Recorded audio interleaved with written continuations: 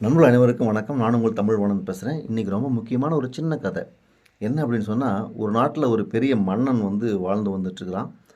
அவன் தினமும் இரவில் நகர்வலம் போவார்.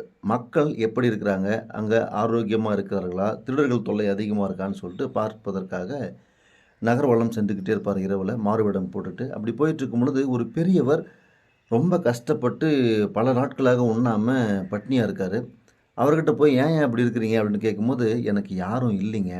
எனக்கு உறவுன்னு சொல்லிக்கிறதுக்கு யாரும் இல்ல. நான் ஒரு அனாதை அப்படி சொல்லிட்டு ரொம்ப ஃபீல் பண்ணி சொல்லியிருக்காரு. அதை பார்த்து ரொம்ப கஷ்டப்பட்ட மன்னன், நாளை நீங்க அரண்மனைக்கு வாங்க.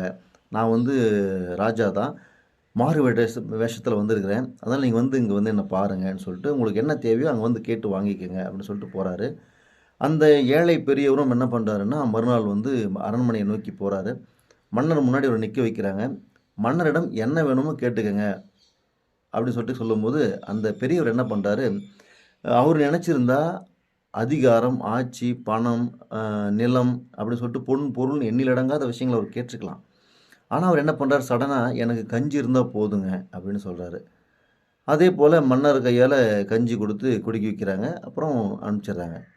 இதே போல தாங்க இறைவன் நமக்கு எண்ணிலடங்காத செல்வங்கள வாரி வழங்கவும், அன்ப வாரி வழங்கவும் காத்துக்கிட்டு இருக்கிறாரு. நமக்கு பொன் தேவையா, பொருள் தேவையா, அருள் தேவை எது தேவையா இருந்தாலும் அத குடுக்கறதுக்கு தயாரா இருக்காரு இறைவன். நம்ம தான் என்ன பண்றோம், அற்பமான சில விஷயங்கள் மீது ஆசைப்பட்டு, அது மட்டுமே போதும் அப்படின்னு நினைச்சு வாழ்ந்துகிட்டு இருக்கிறோம். இறைவன் நமக்கு கொடுக்க தயாராக இருக்கிறார். நாம் இறைவனிடம் கேட்பதை விட்டுவிட்டு அடுத்தவரிடம் திருடுகிறோம். அதுதான் பெரிய பாவம். அண்ணனுத, தம்பித, அப்பா கிட்டேருந்து, அம்மா கிட்டேருந்துன்னு சொல்லிட்டு நம்ம நெறைய வந்து களவாடுறோம்.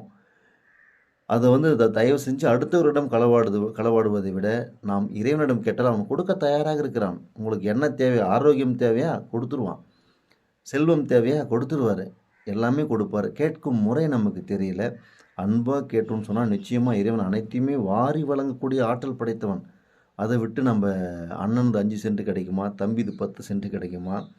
பங்காளிது 60 சென்ட் கிடைக்குமா? இப்படின்னு சொல்லிட்டு நம்ம தேடிக்கிட்டு இருக்கிறது ரொம்ப அற்பத்தனம்.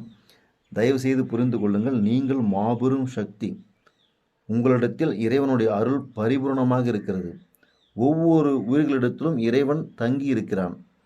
நாம் யார் என்பதை உணர்ந்து கொண்டு இறைவனை நோக்கி நாம் தவம் இருந்தோம். தவம் கூட இருக்க தேவையில்ல. வாழ்க்கையை தவமா வாழ்ந்தா சரி. உங்களுக்கு கிடைக்கப்பட்ட, கொடுக்கப்பட்ட கடமைகளை சரியாக செய்து வாழ்க்கையை நடத்தினோம் என்று சொன்னால், இறை அருள் நமக்கு பரிபூரணமாக கிடைக்கும். இறைவன் வாரி வழங்க காத்திருக்கிறான். வாங்கிக் கொள்வதற்கு நாம் தயாராகுவோம். வாழ்க வளமுடன், வாழ்க வையகம். நன்றி.